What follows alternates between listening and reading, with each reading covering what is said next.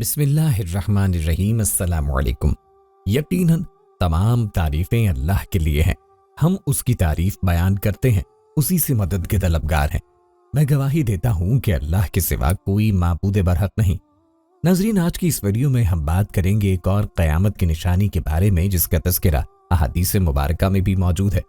رسول اللہ صلی اللہ علیہ وسلم نے فرمایا کہ قیامت کی سب سے بڑی نشانی یہ ہے کہ ایک مرد مکے میں داخل ہوگا جو کہ خانہ کعبہ کو گرائے گا اور اس کے ٹکڑے ٹکڑے سمندر میں پھینک دے گا۔ آج کی اس ویڈیو میں ہم آپ کو بتائیں گے کہ وہ شخص کون ہوگا اور اس کا تعلق کس علاقے سے ہوگا۔ اس کے ساتھ آپ کو بتائیں گے کہ اس سے پہلے خانہ کعبہ پر حملہ کب کیا گیا اور اس کی تعمیر نو کس نے کی۔ ان تمام باتوں کے بارے میں جاننے کے لیے ہماری ویڈیو کو اسکپ کیے بغیر آخر تک دیکھیے گا، اور جو لوگ چینل پر نیو ہیں سب سے پہلے ہمارے چینل کو سبسکرائب کر لیں۔ ناظرین، کعبہ اللہ کا گھر ہے اور اس کی حفاظت کی ذمہ داری بھی خود اللہ تعالیٰ نے لی ہے، لیکن یہ قیامت کی نشانیوں میں سے ایک نشانی ہے کہ ایک شخص خانہ کعبہ کو گرائے گا۔ اس بارے میں بات کرنے سے پہلے آپ کے خانہ کعبہ پر ہونے والے پہلے حملے اور ان حملہ آوروں کے انجام کے متعلق بھی بتاتے چلیں جن کا تذکرہ قرآن کریم میں آیا ہے۔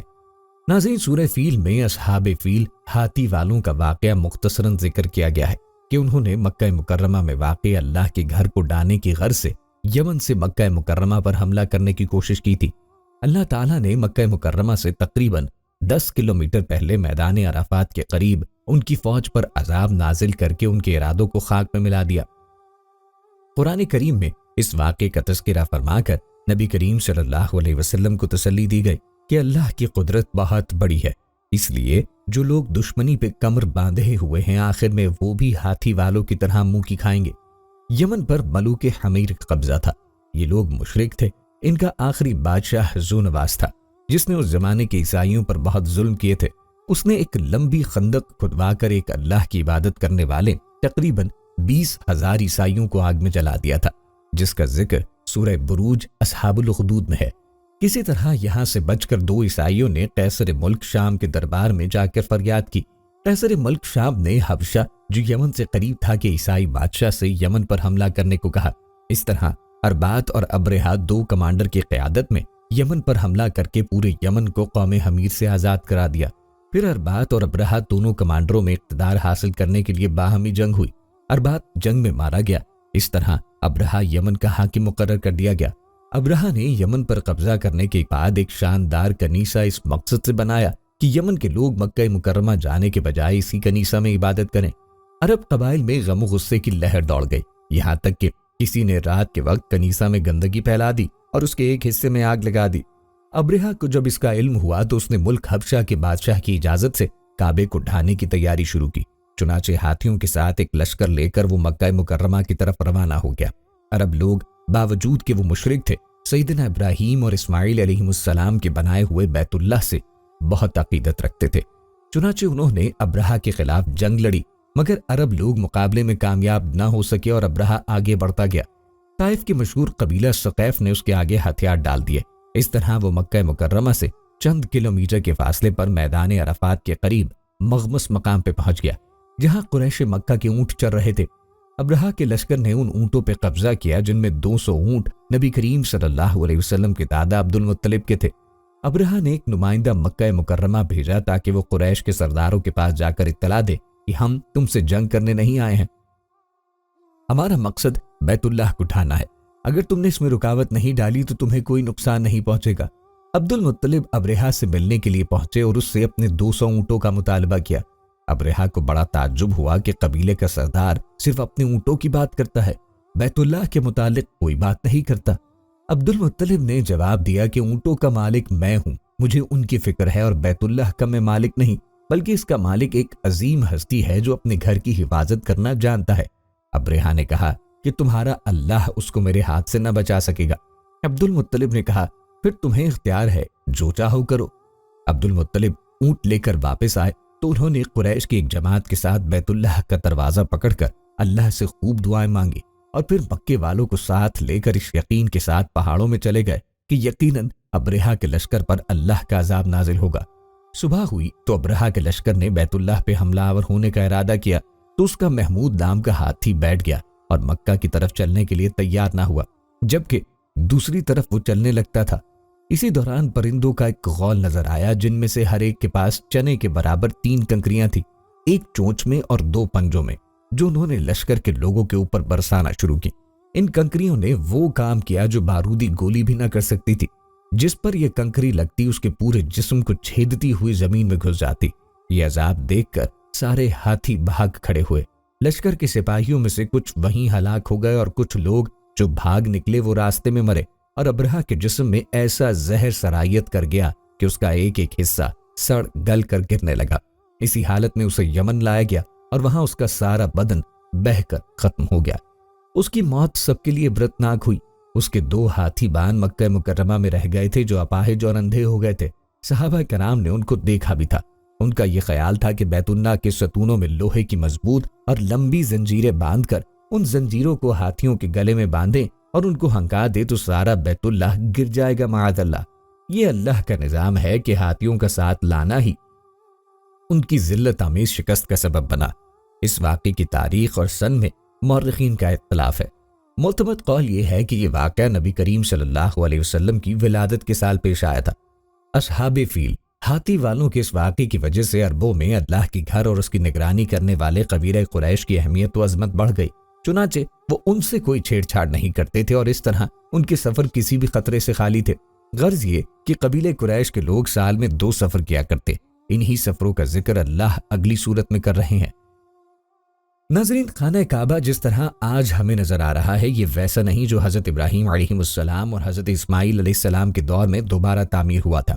وقت کے ساتھ پیش آنے والے قدرتی آفات و حادثات کی وجہ سے اس کو دوبارہ تعمیر کرنے کی ضرورت پڑتی رہی ہے۔ بے شک ہم سب جانتے ہیں کہ خانہ کعبہ کی دوبارہ تعمیر کا ایک بڑا حصہ نبی کریم علیہ الصلوۃ والسلام کی زندگی میں نبوت ملنے سے قبل ممکن ہو چکا تھا۔ یہ وہ وقت تھا جب نبی کریم صلی اللہ علیہ وسلم نے ایک بڑی خونریزی کو اپنی دور اندیشی سے روکا تھا۔ ایک بڑے کپڑے میں حجر اسود کو رکھ کر ہر قبیلے کے سردار سے اٹھوایا تھا۔ اس کے بعد آنے والے وقت میں کئی مرتبہ خانہ کعبہ کی تعمیر ہوتی رہی ہے۔ آخر میں خانہ کعبہ کی تفصیل سے آرائش 1986 میں ہوئی تھی، جس کے نتیجے میں بہت سارے پتھروں کو ہٹا دیا گیا تھا اور بنیاد کو مضبوط کر کے نئی چھت ڈالی گئی تھی۔ یہ اب تک کی آخری بڑی تعمیر ہے اور اب خانہ کعبہ کی عمارت کو پہلے سے کہیں زیادہ مضبوط تصور کیا جاتا ہے۔ کعبہ شریف ہر زمانے میں ایک معظم و محترم عمارت بن کے قائم رہا ہے۔ کسی بھی زمانے میں، چاہے وہ زمانہ اسلام سے قبل کا ہو یا اسلام کے بعد کا ہو، کعبہ شریف کی عظمت، عزت اور احترام میں کبھی بھی کسی طرح کی کمی نہیں آئی۔ البتہ جن کے ہاتھ میں اس بیت معظم کا باغ دوڑ گیا، انہوں نے بہت ہی احترام و عزت کے ساتھ اس ذی عظمت عمارت کو سنبھالا۔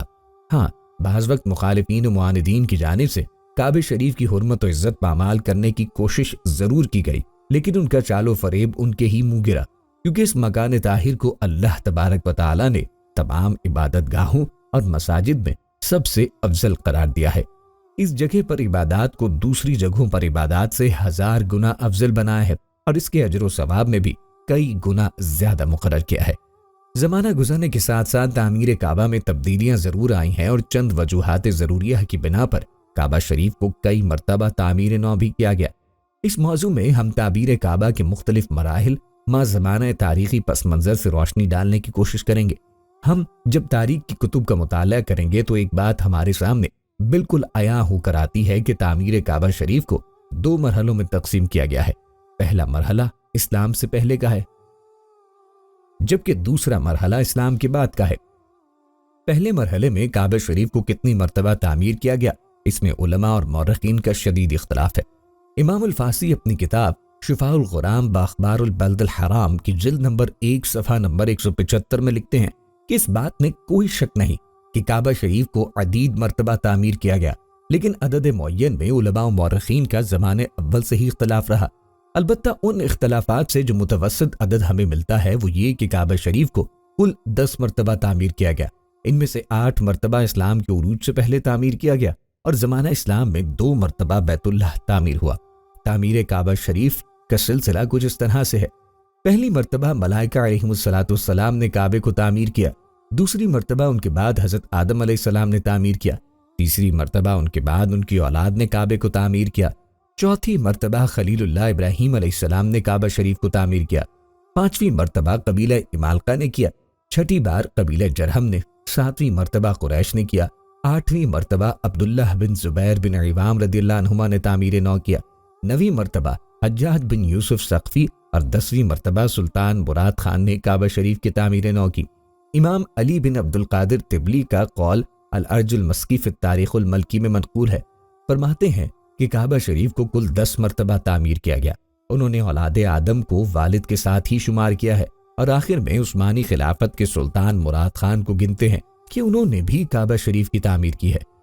ناظرین، خانہ کعبہ جو کہ پوری دنیا میں سب مسلمانوں کا قبلہ ہے اور دنیا کی پہلی مسجد مسجد حرام کے وسط میں واقع ہے۔ مسجد حرام کی خاصیت یہ ہے کہ اللہ تعالیٰ نے اسے امن کا گہوارہ بنایا، اور اس میں ایک نماز پڑھنے کا ثواب لاکھ نماز پڑھنے کے برابر ہے۔ اللہ تعالیٰ نے خانہ کعبہ کی جگہ کو باقی زمین سے 1000 سال پہلے پیدا فرمایا۔ یہ خطہ پانی پر ایک جھاگ کی شکل میں تیر رہا تھا، پس اللہ تعالیٰ نے اس خطے کے نیچے زمین کو بچھا دیا۔ حضرت آدم علیہ السلام جب اللہ کے حکم سے زمین پر اترے تو آپ پر وحشت طاری ہو گئی، اور آپ نے اللہ سے دعا کی۔ اللہ تعالیٰ نے بیت المعمور کو زمین میں نازل کیا، جو جنت میں یاقوت کا بنا ہوا تھا، اور اس میں سبز زبرجد کے 2 دروازے تھے، ایک دروازہ مشرق کی طرف، ایک دروازہ مغرب کی طرف لگا تھا۔ اللہ تعالیٰ نے اسے اسی جگہ رکھ دیا جہاں آج خانہ کعبہ موجود ہے۔ اللہ تبارک و تعالیٰ نے حضرت آدم علیہ السلام کو حکم دیا کہ اس کا اسی طرح طواف کیا کر جس طرح میرے عرش کے گرد فرشتوں کو طواف کرتے ہوئے دیکھا ہے، اور اس کے پاس اسی طرح نماز پڑھا کر کہ جس طرح میرے عرش کے پاس نماز ادا کیا کرتا تھا۔ جب حضرت آدم علیہ السلام ارض ہند سے مکہ مکرمہ کی طرف پیدل روانہ ہوئے تو اللہ تعالیٰ نے ایک فرشتے کو مقرر کر دیا تاکہ حضرت آدم علیہ السلام کی بیت اللہ کی طرف رہنمائی کرے۔ حضرت آدم علیہ السلام نے مناسک حج ادا کیے۔ جب حج سے فارغ ہوئے تو فرشتوں سے ملاقات کی۔ فرشتوں نے کہا، اے آدم، اللہ تعالیٰ آپ کو حج کا بہترین بدلہ عطا فرمائے۔ ہم نے اس گھر یعنی بیت اللہ کا آپ سے 2000 سال پہلے طواف کیا تھا۔ حضرت آدم علیہ السلام نے ارض ہند سے مکہ مکرمہ کی طرف پیدل جا کر 40 مرتبہ حج فرمایا۔ بیت المعمور طوفان نوح تک زمین پر ہی رہا۔ پھر اس کے بعد اللہ تعالیٰ نے اسے آسمان پہ اٹھا لیا اور جبرائیل علیہ السلام کو حکم دیا کہ وہ حجر اسود کو جبل ابی قیس میں رکھ دے تاکہ حجر اسود طوفان نوح سے محفوظ رہے۔ چنانچہ خانہ کعبہ بیت اللہ کی جگہ حضرت ابراہیم علیہ السلام کے زمانے تک خالی رہا۔ طوفان نوح کے وقت جب خانہ کعبہ کی عمارت آسمان پہ اٹھا لی گئی اور یہ جگہ ایک اونچے ٹیلے کی مانند رہ گئی، پھر اسی بنیاد پر حضرت ابراہیم علیہ السلام نے خانہ کعبہ کو تعمیر فرمایا۔ جب اللہ تعالیٰ نے ان کو حکم دیا کہ خانہ کعبہ کی تعمیر کرو، اس وقت تک حضرت اسماعیل علیہ السلام بھی پیدا ہو چکے تھے۔ حضرت ابراہیم علیہ السلام نے اللہ تعالیٰ سے سوال کیا کہ وہ اس جگہ کو واضح کرے جہاں بیت اللہ کی تعمیر کی جائے۔ حضرت علی رضی اللہ عنہ اور حضرت حسن رضی اللہ عنہ سے مروی ہے کہ حضرت عباس رضی اللہ عنہ نے فرمایا کہ اللہ تعالیٰ نے ایک بادل کے ٹکڑے کو خانہ کعبہ کی جگہ کے تعین کے لیے بھیجا۔ جب وہ بادل کا ٹکڑا چلا تو حضرت ابراہیم علیہ السلام اس کے سائے میں چلتے رہے، یہاں کہ جب مکہ مکرمہ آیا تو بادل کا ٹکڑا بیت اللہ کی جگہ ٹھہر گیا۔ یہاں حضرت ابراہیم علیہ السلام کو آواز دی گئی کہ بادل کے ٹکڑے کے سائے کے نیچے خانہ کعبہ بیت اللہ کی تعمیر کرو، نہ اس میں کمی کرو اور نہ زیادتی کرو۔ خانہ کعبہ کی جگہ کا تعین اور ظاہر ہونے کے بعد حضرت ابراہیم علیہ السلام نے خانہ کعبہ کی تعمیر شروع کی۔ حضرت اسماعیل علیہ السلام پتھر لا لا کر دیتے۔ خانہ کعبہ کی تعمیر 5 پہاڑوں طور سینا، جبل زیتون، جبل لبنان جو ملک شام میں ہے، جبل جودی جو جزیرے کا پہاڑ ہے، جبل ہرا جو مکے میں واقع ہے کے پتھروں سے کی گئی، اور باقی پہاڑوں کے پتھروں سے بیت اللہ کی دیواریں بلند کی گئی تھیں۔ جب حضرت ابراہیم علیہ السلام نے حجر اسود کی جگہ تک بیت اللہ کی تعمیر مکمل کر لی تو اپنے بیٹے اسماعیل علیہ السلام سے فرمایا، میرے پاس ایک بہترین اور خوبصورت پتھر لاؤ جو لوگوں کے لیے بطور علامت برقرار رہے۔ حضرت اسماعیل علیہ السلام ایک پتھر لائے۔ حضرت ابراہیم علیہ السلام نے فرمایا، اس سے بھی اچھا پتھر لاؤ۔ چنانچہ اسماعیل علیہ السلام پتھر کی تلاش میں نکلے تو جبل ابو قیس سے آواز آئی کہ اے ابراہیم، تیرے لیے میں نے ایک امانت رکھی ہے، بس تو اس کو لے۔ حضرت ابراہیم علیہ السلام حجر اسود کو لائے اور اسے اس کی جگہ پہ رکھ دیا۔ مسلمانوں کے نزدیک یہ پتھر بہت مقدس اور متبرک ہے۔ جو مسلمان حج کرنے جاتے ہیں ان کے لیے لازم ہے کہ طواف کرتے ہوئے ہر بار حجر اسود کو بوسہ دیں۔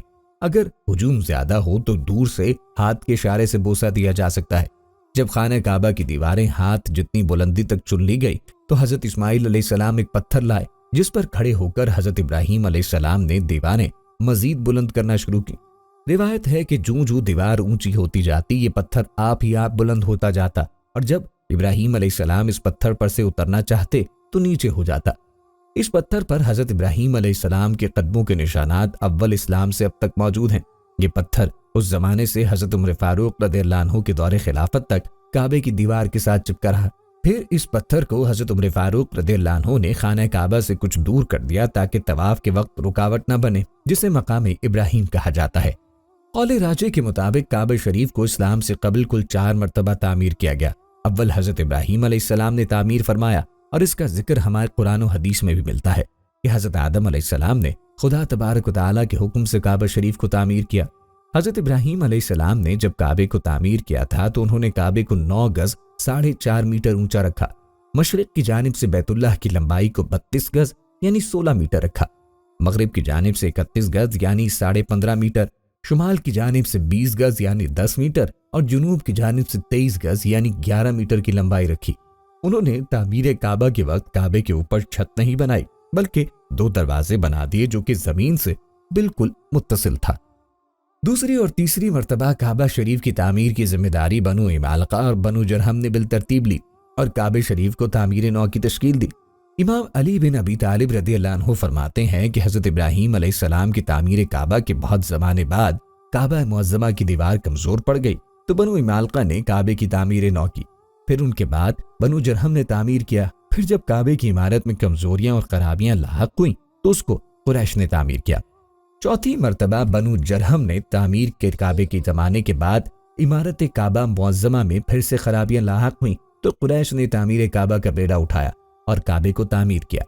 तारीख की कुतुब में कुरैश की तामीर काबे की वजह आती है कि कबीले कुरैश से एक औरत काबे को रोशन करने की गर्ज से रोशनदान में कुछ चिंगारियां लेकर जाती है और अचानक से उसमें से कुछ चिंगारियां उड़कर गिलाफ काबा को लग जाती है और आग पकड़ लेती है, जिसकी वजह से जदार काबा को काफी खराबियां लाहक होती हैं। तो ये देखकर कुरैश के अंदर दहशत फैल जाती है कि अगर वो काबे की तामीर नहीं करते तो उन पे अज़ाब इलाही का कहर आएगा और इसी बिना पर कुरैश आगे बढ़कर काबे की तामीर नौ पे इकट्ठा होते हैं और उसके लिए सिर्फ हलाल माल जमा करते हैं।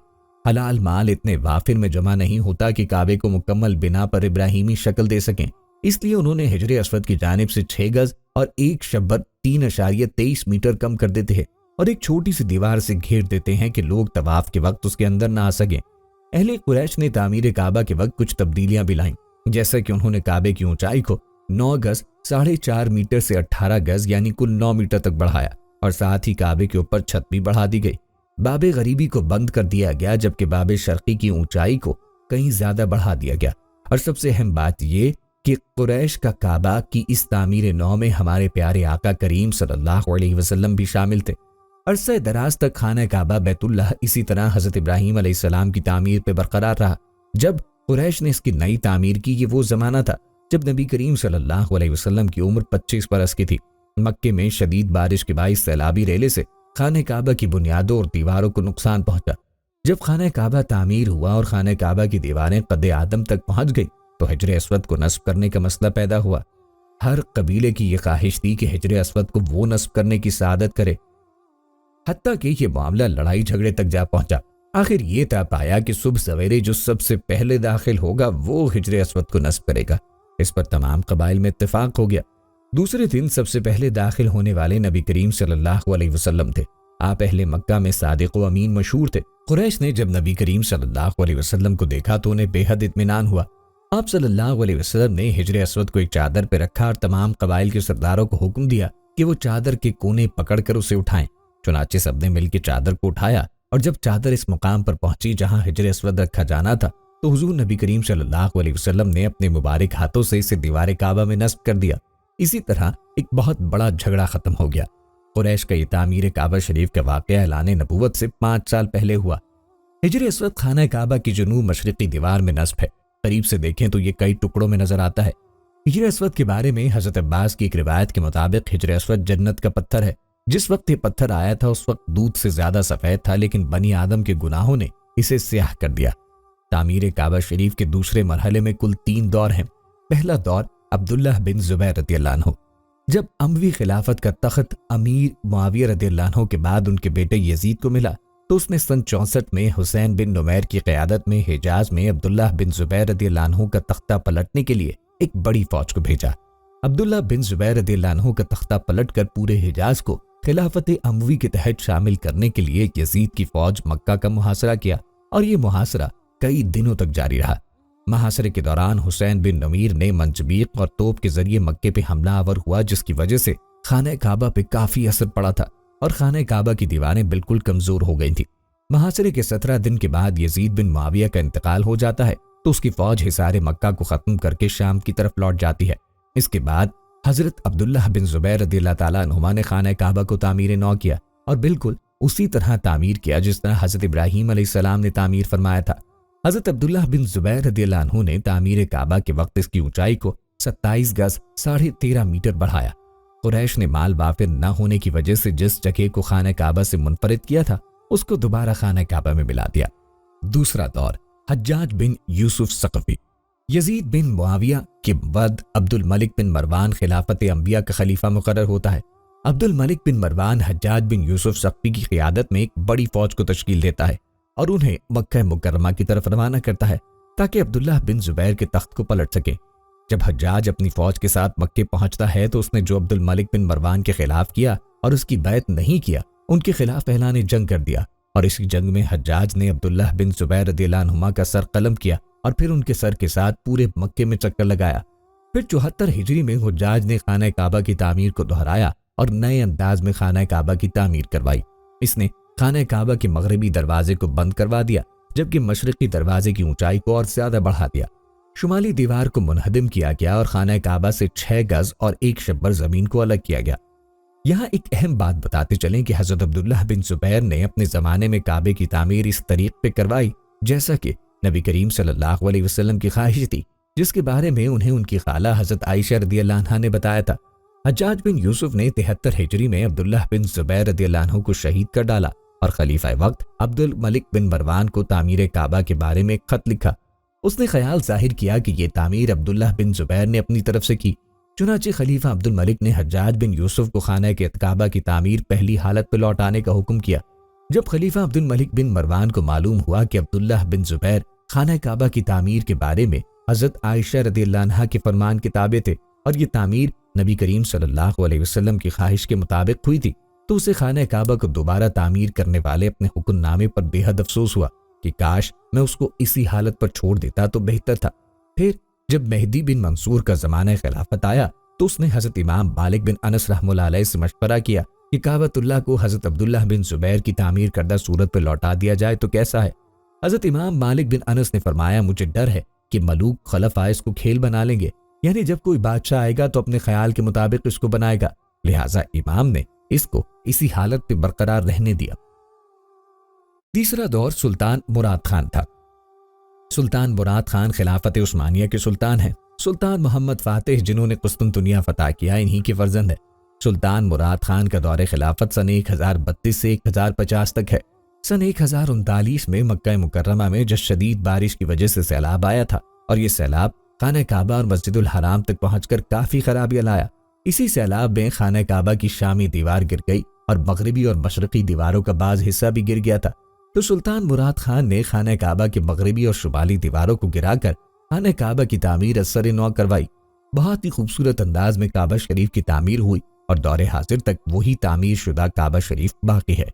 تاہم مختلف ادوار میں خانہ کعبہ کے صحن اور اطراف میں تعمیر و توسیع کا کام ہوتا رہا، لیکن سب سے بڑی توسیع سعودی دور حکومت میں ہوئی، جس میں مسجد حرام کو دور جدید کے معیار کے مطابق بنایا گیا اور ایئر کنڈیشن اور برقی سیڑھیاں بھی نصب کی گئی۔ اس وقت مسجد حرام کی 3 منازل ہیں جس میں لاکھوں نمازی نماز ادا کر سکتے ہیں۔ اللہ سے دعا ہے کہ وہ ہم سب کو حج کی سعادت نصیب فرمائے۔ اب اگر بات کریں قرب قیامت کی اس نشانی کی، بے شک کعبۃ اللہ عز و جل کی عظیم نشانیوں میں سے ایک عظیم الشان نشانی ہے۔ جب تک یہ قائم ہے دنیا باقی، جب اس کو گرا دیا جائے گا تو دنیا تباہ و برباد ہو جائے گی اور قیامت برپا ہو جائے گی۔ قرب قیامت میں ایک بدبخت حبشی خانہ کعبہ کو گرا دے گا جس کے فوراً بعد قیامت قائم ہو جائے گی۔ اسے آخری زمانے میں ایک کالا حبشی شخص منہدم کرے گا جس کا نام ذو السوقتین ہوگا، یعنی 2 چھوٹی پنڈلیوں والا۔ اس کا انعام اس کی پنڈلیوں کے چھوٹے اور باریک ہونے کی وجہ سے ہوگا۔ وہ کعبے کے ایک ایک پتھر کو گرا دے گا، اس کے خلاف کو اتار دے گا اور اس کے زیورات کو لوٹ لے گا۔ اس سلسلے میں حضرت عبداللہ بن عمرو رضی اللہ عنہما سے روایت ہے کہ نبی کریم صلی اللہ علیہ وسلم نے فرمایا، اہل حبشہ کو چھوڑے رہو جب تک وہ تمہیں چھوڑے ہوئے ہیں، کیونکہ کعبہ کے خزانے کو سوائے ذُس وقتین حبشی کے کوئی اور نہیں نکالے گا۔ ایک جگہ پر ابو ہریرہ رضی اللہ عنہ نے کہا کہ نبی کریم صلی اللہ علیہ وسلم نے فرمایا کہ کعبے کو 2 پتلی پنڈلیوں والا ایک حبشی برباد کرے گا۔ ایک اور روایت میں نبی کریم صلی اللہ علیہ وسلم نے ارشاد فرمایا چھوٹی پنڈلیوں والا ایک حبشی خانہ کعبہ کو گرا دے گا، جبکہ بخاری شریف میں یہ بھی زائد ہے، گویا میں اسے دیکھ رہا ہوں، وہ کالا اور چوڑی ٹانگوں والا ہے، کعبے کے پتھر اکھاڑ اکھاڑ کر پھینک رہا ہے۔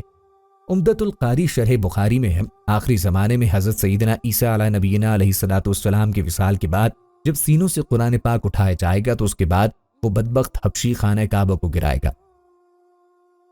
سیدنا عبداللہ بن عمر رضی اللہ عنہما بیان کرتے ہیں کہ رسول اللہ نے فرمایا کعبے کو چھوٹی اور پتلی پنڈلیوں والا ایک حبشی برباد کرے گا، وہ اس کے زیورات کو لوٹ لے گا اور اسے خلاف سے محروم کر دے گا، میں گویا اس کو دیکھ رہا ہوں، گنجا ٹیڑھے ہاتھ پاؤں والا کعبے کو اپنے بیلچے اور کدال کے ذریعے سے ڈھا رہا ہے۔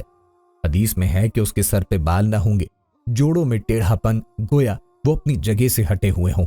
ہم سحاتا کا لفظ استعمال ہوا، یعنی اپنے پھاوڑے سے گرائے گا۔ پھاوڑا لوہے کا ایک آلہ جو زراعت میں استعمال ہوتا ہے۔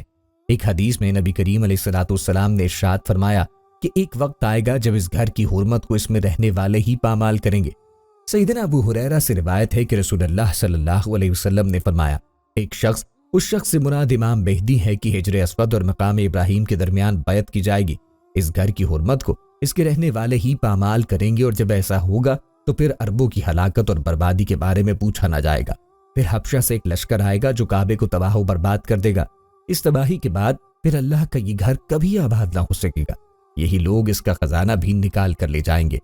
حدیث میں افحج کا لفظ ہے، اور وہ افحج ہے جو اکڑتا ہوا چلے ہے یا چلتے میں اس کے دونوں پنجے تو نزدیک رہے اور دونوں ایڑیوں میں فاصلہ رہے۔ وہ حبشی مردود جو قیامت کے قریب کعبے کو ڈھائے گا، وہ اسی شکل کا ہوگا۔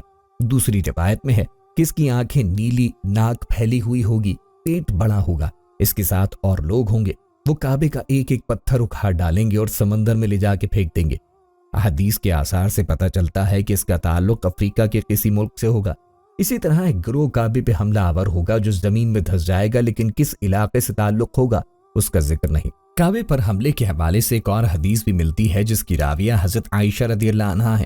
ام المومنین حضرت عائشہ صدیقہ رضی اللہ عنہا کہتی ہیں کہ رسول اللہ صلی اللہ علیہ وسلم نے فرمایا ایک فوج بیت اللہ پر چڑھائی کرے گی اور وہ زمین میں دھسا دی جائے گی، یہ قیامت کے بالکل نزدیک ہوگا۔ اللہ ہر مسلمان کو اس وقت کے فتنے سے بچائے۔ اصحاب فیل کے واقعے کے زمانے میں مکے والے کافر تو تھے مگر بیت اللہ کی تعظیم کرتے تھے اور اس کی حرمت پامال نہیں کرتے تھے، اسی لیے اللہ نے کعبے کو ابرہہ اور اس کے لشکر سے بچا لیا۔ جہاں تک حبشی ذُس وقتین کا معاملہ ہے تو وہ کعبے کو گرانے میں اس وقت کامیاب ہوگا جب مقامی لوگ بھی کعبے کی حرمت کو پامال کرنا شروع کریں گے اور اس کی حرمت کا پاس نہ کریں گے۔ جب وہ بیت اللہ کی خدمت اور اہتمام سے پہلو تہی کریں گے تو اللہ تعالیٰ ان کی مدد سے ہاتھ کھینچ لے گا۔ ناظرین، یہاں یہ بات بھی ذہن رشید رہے کہ ان قیامت کی نشانیوں سے متعلق روایات میں چند ایک معاملات و شخصیات کو چھوڑ کر ان کے وقوع ہونے کا وقت، حالات، شخصیات و اقوام عاملہ کا معاملہ کافی مبہم ہے، واضح نہیں ہے کہ اس پر کوئی حتمی رائے دی جا سکے کہ کب کون کیسے خروج کرے گا وغیرہ۔ آج کل کے سیاسی تناظر میں لوگ اور اکثر علماء کرام بھی یہ سمجھ رہے ہیں کہ بس قیامت چند سالوں یا دہائیوں میں آنے والی ہے، کعبے اور مسجد نبوی کو یمن یا ایران کے جنگجو تباہ کر دیں گے یا خود زمین میں دھس جائیں گے۔ آئندہ چند سالوں میں امام مہدی اور حضرت عیسیٰ علیہ السلام کا نزول ہو جائے گا، برمودا ٹرائنگل سے دجال نمودار ہوگا اور فتنہ پھیلائے گا، یہودیوں، عیسائیوں اور مسلمانوں کی آپس میں جنگ ہوگی جو بس چند دن کی دوری پہ ہے وغیرہ۔ حقیقت یہ ہے کہ سب قیاس آرائیاں سادہ لوح عوام الناس کو محفوظ کرنے اور عمل و جہاد سے دور کرنے کے لیے کی جاتی ہیں۔ اگر گہری نگاہ سے دیکھا جائے تو بڑے فتنے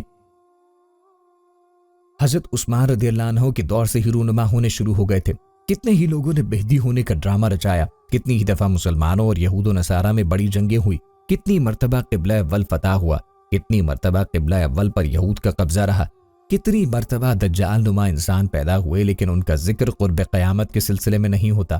صرف 20ویں اور 21ویں صدی کے سیاسی معاملات و واقعات کو ہی قرب و قیامت سمجھ لیا گیا، جبکہ نبی کریم صلی اللہ علیہ وسلم کے ایک فرمان کے مطابق آپ کی وفات کے بعد کا سارا زمانہ قرب قیامت ہی ہے، چاہے کتنی صدیاں بیت جائیں۔ لہٰذا علماء کو چاہیے کہ آج کل کے سیاسی پروپیگنڈے سے متاثر ہو کر عوام الناس کو محظوظ کرنے کے بجائے ان کو نیک اعمال اور جہاد فی سبیل اللہ کی ترغیب دیں۔ अल्लाह हमें अमल की तौफीक अता करे। नाज़रीन, ये थी हमारी आज की वीडियो। उम्मीद है कि आपको जरूर पसंद आई होगी। आपको हमारी आज की वीडियो पसंद आई तो गुजारिश करते हैं कि हमारे चैनल को सब्सक्राइब करें और साथ ही लगे बेल के बटन को भी प्रेस करें ताकि आपके पास आने वाली मजीद मालूमाती वीडियोस का नोटिफिकेशन बर वक्त मिलता रहे। सब्सक्राइब के साथ वीडियो को लाइक भी करें और कीमती राय का इजहार कमेंट्स में जरूर करें। कमेंट्स में अपने सवालात हम तक पहुंचा सकते हैं। अल्लाह ताला आपको अपनी हिफ्ज़ो अमान में रखे, आमीन। आखिर में प्यारे दोस्तों, हर वीडियो के इख्तिताम में हमने एक दुआ का सिलसिला शुरू किया है। जो भी इस दुआ में शामिल होगा, मेरा दावा है अल्लाह पाक उसकी तमाम जायज हाजात को जरूर पूरा करेंगे। अपनी दुआ का आगाज दुरूद इब्राहिमी से करते हैं। आप सब दोस्त और बहनें मिलकर दुरूद पाक पढ़ लें और कमेंट्स में आमीन लाजमन लिखें। अल्लाह पाक इस आमीन को लिखने की बरकत से आपकी और मेरी तमाम जायज हाजात को पूरा फरमाएंगे। दुआ का आगाज करते हैं। बिस्मिल्लाहिर्रहमानिर्रहीम। अल्लाहुम्मा सल्लि अला मुहम्मदिन व अला आलि मुहम्मदिन कमा सल्लैता अला इब्राहीम व अला आलि इब्राहीम इन्नका हमीदुम मजीद। अल्लाहुम्मा बारिक अला मुहम्मदिन व अला आलि मुहम्मदिन कमा बारकता अला इब्राहीम व अला आलि इब्राहीम इन्नका हमीदुम मजीद। तमाम हम्द व सना रब्बे जुल जलाल के लिए है, जिसकी रहमत से नाउम्मीदी नहीं, जिसकी नेमतों से दामन खाली नहीं, जिसकी मग़फ़िरत से मायूसी नहीं और जिसकी रहमतों का फैज़ान कभी रुकता नहीं। ऐ अल्लाह, तू पाक है, तेरा शुक्र अदा करते हैं इस इक़रार के साथ कि तेरे सिवा कोई माबूद नहीं। तू सबसे बड़ा है, तेरा कोई शरीक नहीं और ना ही कोई हमसर है। ज़मीन व आसमान पर जितनी भी मखलूक़ात हैं, तू सबका मालिक है और सबको तू ही पालने वाला है। ऐ अल्लाह पाक, बिलाशुबा तू हमसे मोहब्बत करता है। यही वजह है कि तूने हमें ईमान की दौलत से नवाजा और हमें अपने महबूब सल्लल्लाहु अलैहि वसल्लम का उम्मती बनाया। या अल्लाह, अपने प्यारे हबीब पाक सल्लल्लाहु अलैहि वसल्लम के सदक़े हमारी जिंदगियों को पुरसुकून और आसान बना दे। या इलाही, हम सब के गुनाह माफ कर दे, हम सबको आबिद और सहरखेज बना दे, हम पर राज़े शौक आश्कार कर दे, हमें गुलामी मुस्तफ़ा से सरफराज कर दे, हमारी दिलों की वीरान बस्ती को अपनी रहमत से आबाद कर दे और हमें इस रास्ते पर हमेशा कायम रख जो नबी पाक सल्लल्लाहु अलैहि वसल्लम ने बतलाया है। या अल्लाह पाक, हम सबको सच्चे दिल से तौबा करने की तौफीक अता फरमा दे। ऐ रब्बे रहीम, हम गुनाहों की दलदल में डूब गए हैं, हम बदकारियों की मस्तियों में गिरे पड़े हैं, हम मायूसियों के अंधेरों में भटक रहे हैं, रहमत इलाही से खुद ही रूठ गए हैं। ऐ अल्लाह, हम निदामत के आंसुओं से नाआशना हैं, हम एक सच्ची तौबा के तलबगार हैं। ऐ अल्लाह पाक, अपनी रहमत से हमें वो सच्ची तौबा अता फरमा दीजिए। ऐ पाक परवरदिगार, हमें, हमारे वालिदैन को, हमारे अहलो अयाल को, हमारे आबाओ अजदाद और हमारी आने वाली नस्लों को अपनी आफियत अता फरमा। हम सबको बेहिसाब रिज़्क़ अता फरमा। हम सबको हासिदों के हसद से बचा। दोनों जहानों के मालिक, जब हम थक जाएं तो हमें आराम पहुंचाना, जब मुश्किलें बढ़ जाएं तो आसानी बन जाना, जब हम कमज़ोर पड़ जाएं तो हमारी ताकत बन जाना, जब हम दुख और तकलीफ में हों तो हमारा मरहम बन जाना, जब हम मायूस हो जाएं तो हमारा भरोसा और यकीन बन जाना, जब हम भूख से निडाल हों तो तेरी याद ही हमारी ग़िज़ा बने, जब हर तरफ बेचैनियां भर जाएं तो ऐ पाक परवरदिगार हमारा सकून बच जाना, जब हमारे अंदर مایوسی کا اندھیرا بھرنے لگے تو امید کی روشنی بن جانا، جب ہر چیز ہمارے لیے ناممکن ہو جائے تو ہر چیز کو اپنے خاص فضل اور کرم سے ممکن بنا دینا۔ اے ارض و سما کے مالک، تو غفور ہے، تو رحیم ہے، ہم سب کی توبہ قبول کرنا، ہمارے گناہوں صغیرہ و کبیرہ کو دھو دے، ہمارے دلوں کو ہدایت دے، ہماری زبان کو درستگی اور نرمی عطا فرما، ہم سب کو گناہوں سے بچا اور ہمیں نیک اعمال کرنے کی توفیق عطا فرما۔ اے اللہ، جس طرح تو بارش برسا کر سوکھی زمین کی پیاس بجھاتا ہے، اسی طرح اپنی رحمت سے ہمارے دلوں کو بھی سیراب کر دے۔ بے شک تو بڑا مہربان اور نہایت رحم کرنے والا ہے۔ اے پاک پروردگار، ہم سب کو ہر اس نعمت سے سرفراز فرما جس میں ہمارے لیے خیر و برکت ہو، عزت و وقار ہو، راحت و سکون ہو، صحت اور تندرستی ہو، ترقی و خوشحالی ہو اور دنیا و آخرت کی بھلائی ہو۔ اے اللہ، ہماری زندگیوں کو محبت کا عنوان بنا دے کہ ہم سب سے زیادہ تجھ سے محبت کریں، تجھ کو فوقیت دے، تیری عبادت کریں، تیرا حکم مانیں، تیرے بتائے ہوئے راستے پہ چلتے رہیں، یہاں تک کہ ہماری زندگی تمام ہو جائے اور تو ہمیں اپنے نور سے ڈھانپ لے، وہ نور جو ہمارے سینے کو منور کر دے، وہ نور جو قبر کو روشن کر دے، وہ نور جو پل صراط پہ روشنی بن جائے۔ اے ہمارے رب، ہم کو بھی ان خوش نصیبوں میں شامل فرما جن کی توبہ تو قبول کرتا ہے، جن کے گناہوں کو تو اپنے فضل و کرم اور رحمت سے نیکیوں میں تبدیل کرتا ہے۔ یا اللہ، ہمارے پاس کوئی عمل نہیں ہے، صرف تیری رحمت کا آسرا ہے۔ یا پروردگار، ہمیں اپنی رحمت پہ ڈھانپ لے۔ اے بلندیوں کے بادشاہ، اے رب کائنات، ہمارے دل اور ہمارے قدم اپنی رضا کی طرف پھیر دے۔ یا اللہ، ہمیں وہ عقل دے جو تسلیم و رضا میں جائے، ہمیں وہ دوست دے جو منزل تک ہمارا ساتھ دے، ہمیں وہ نسبتیں عطا کر جو تجھے منظور ہیں۔ یا اللہ پاک، اپنے محبوب کی ہمارے دلوں میں محبت عطا فرما۔ یا الہی، اس دور میں اور آنے والے دور میں ہم سب پہ مہربانی فرما۔ یا اللہ، ہمارے دلوں کو غفلت سے دور کر دے اور ہم کو آخرت کی تیاری کی فکر عطا فرما۔ اس دنیا میں اور اس زندگی میں اپنے نبی پاک صلی اللہ علیہ وسلم کا تابعدار اور مطیع ہم کو بنا دے، تاکہ قیامت میں ذلت اور رسوائی نہ ہو۔ یا اللہ، اپنے مومن اور مخلص بندوں کے ساتھ ہمارا حشر فرمائیے اور دوزخ کے عذاب سے ہم سب کو اپنی پناہ میں رکھنا۔ اے پاک پروردگار، ہم کو اعمال صالحہ کی توفیق عطا فرما اور اپنی رحمت سے ہم سے وہ کام لے جس سے تو راضی ہو، اور ان سب کاموں سے بچا لے جن سے تو ناراض ہو۔ یا اللہ، شیطان کی گمراہیوں سے ہم سب کو کامل طور پر محفوظ رکھ۔ اے رب کریم، ہمارے ہاتھ تیرے سامنے پھیلے ہیں، ان کو اپنی شان کے مطابق خیر و برکت اور دنیا و آخرت کی ہر طرح کی بھلائی اور کامیابی سے بھر دے۔ اے اللہ، ہمیں ہر وہ چیز عطا فرما جس کی ہمیں ضرورت ہے۔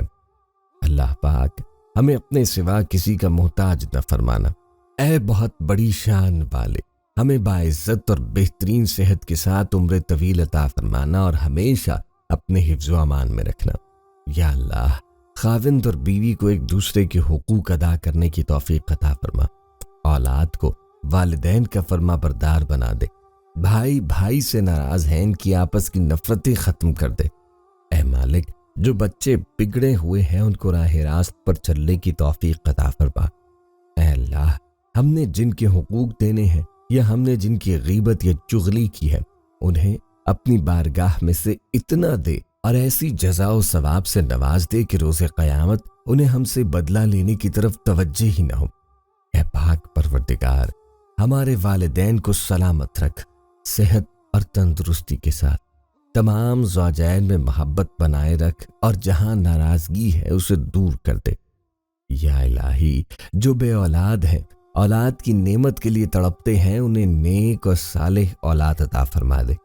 جن کی شادیاں نہیں ہوئی، جو بیٹے اور بیٹیاں رشتوں کی آس لگائے بیٹھے ہیں، اپنے غیب کے خزانوں سے ایسے وسیلے اور راستے بنا کہ ان سب کو نیک شریک حیات ملے۔ یا اللہ، جو مسلمان پریشان حال ہیں، مصیبت میں ہیں، اپنی لامحدود رحمت و مہربانی سے ان کی تمام پریشانی، مشکل، مصیبت اور تنگی کو دور فرما دے۔ اے ارض و سما کے مالک، ہماری ٹوٹی پھوٹی دعاؤں کو نہ دیکھ، ہمارا تجھ پہ جو یقین کامل ہے اس کو دیکھ، اور آج ہماری تمام دعاؤں کو، حاجات کو پورا کر دے۔ ہمیں ایسی معافی دے دے جس کے بعد گناہ سے نفرت ہو جائے، ہمیں ایسی ہدایت عطا فرما جس کے بعد گمراہی نہ ہو، ہمیں ایسی کامیابی عطا فرما جس کے بعد ناکامی نہ ہو، ہمیں ایسی عزت دے جس کے بعد کوئی ذلت نہ ہو، ہمیں ایسی خوشیاں عطا فرما جس کے بعد تکبر نہ ہو، ہمیں ایسی رضا دے جس کے بعد تیری ناراضگی نہ ہو، ایسی رحمت عطا فرما جس کے بعد عذاب نہ ہو، ایسی اولاد سے نواز دے جو نیک اور باعث سے عزت ہو، ایسا رزق عطا فرما جو حلال اور بابرکت ہو، اور ایسی موت عطا فرما جو باعث سے مغفرت ہو۔ اے اللہ، ہماری مغفرت فرما دے، ہمارے ماں باپ کی مغفرت فرما دے۔ اے اللہ، جنہوں نے ہمیں بڑی محنتوں سے پالا پوسا، ہمارے لیے تکالیف اٹھائیں، خود بھوکے رہ کر ہمیں کھلایا، تکلیف میں رہ کر ہمیں آرام پہنچانے کی کوشش کی۔ اے اللہ، ہماری روزی کے حصول کے لیے جد و جہد اور کوشش کرتے رہے۔ اے اللہ، ہماری تربیت کے لیے جو کچھ ان سے ہو سکا، اے اللہ انہوں نے کیا۔ اے اللہ، ہماری جانب سے ہمارے والدین کو جزائے خیر عطا فرما۔ اے اللہ، جن اساتذہ کے ذریعے سے تیرا کلام پاک ہم تک پہنچا، اے اللہ تیری دین کا علم ہم تک پہنچا ہے، اے اللہ ان تمام لوگوں کی قبور کو نور سے بھر دے۔ اے اللہ ان کی مغفرت فرما، ان کے درجات کو بلند فرما۔ اے اللہ عذاب قبر سے ان کی حفاظت فرما۔ اے اللہ اپنے محبوب اور مقبول بندوں میں شامل فرما۔ اے اللہ ہماری طرف سے انہیں بہترین جزا عطا فرما، ان کی نیکیوں کو قبول فرما، ان کی خطاؤں سے درگزر فرما، ان کی سیئات کو حسنات سے مبدل فرما۔ اے اللہ تجھے تیرے نبی کا واسطہ جنہوں نے ہمارے لیے بڑی قربانیاں دی، ہمارے لیے بہت تڑپے، ہمارے لیے تجھ سے بہت کچھ مانگا، اے اللہ قیامت تک آنے والی انسانیت کو قرآن کی دولت عطا کر علم کی دولت سے سرفراز فرمایا، ساری انسانیت کی صحیح رہبری کے لیے ساری زندگی کے اصول اور نظام کو ترتیب دیا۔ اے اللہ اپنے محبوب کی قربانیوں کو قبول فرما، اور اپنی امت کی طرف سے اے اللہ اپنے بندوں کی طرف سے اپنے نبی کو بہترین جزائے خیر عطا فرما۔ آمین یا رب العالمین۔